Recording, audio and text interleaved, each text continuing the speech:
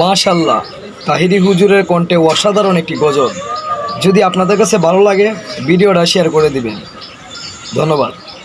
রব্বুল আলামিন তোমারি বুকে পাঠালেন আমাদের নূরের নবীকে, পাঠালেন আমাদের রব্বুল আলামিন তোমারি বুকে, রব্বুল আলামিন তোমারি বুকে, রব্বুল আলামিন তোমারি বুকে পাঠালেন আমাদের নূরের নবীকে।